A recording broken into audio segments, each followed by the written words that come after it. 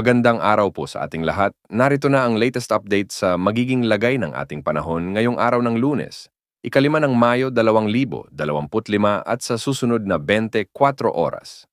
Patuloy pa ring nakakaapekto ang low pressure area na nagdadala pa rin ng maulap hanggang sa maulang panahon sa ilang bahagi ng ating bansa. Huli itong namataan ng pag-asa sa layong 460 kilometro kanluran ng Coron, Palawan, o ito ay nasa West Philippine Sea na sa ngayon. Dahil sa trough ng LPA na ito, makikita natin sa ating satellite animations na nakararanas pa rin ng maulap na kalangitan na may mga pag-ulan ang malaking bahagi ng Mimaropa, lalo na sa Palawan at Mindoro provinces, sa malaking bahagi ng Bicol region, sa may Batangas at sa Quezon province.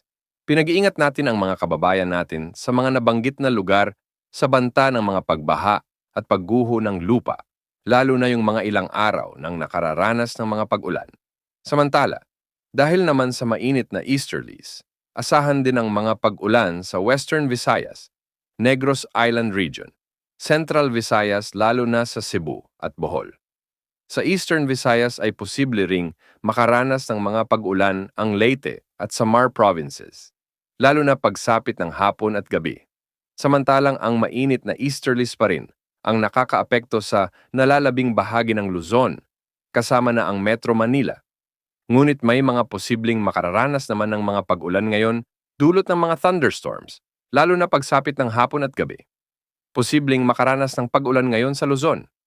Dahil sa mga localized thunderstorms, dulot ng easterlies, ang ilang bahagi ng Cordillera Administrative Region, lalo na sa Benguet, Ifugao, Mountain Province, Abra. Posible rin ang thunderstorms sa Zamboanga Peninsula, Northern Mindanao, ilang bahagi ng Bangsamoro Region at Davao Region sa Mindanao. Mag-ingat po sa banta ng mga flash floods at landslides. Sa kasalukuyan ay may cloud cluster muli tayong namomonitor sa silangan ng Visayas at Mindanao at posible itong maging low pressure area sa susunod na mga araw. Mababa naman ang tsansa na lumakas ito bilang bagyo sa ngayon. Yan muna ang update sa lagay ng panahon.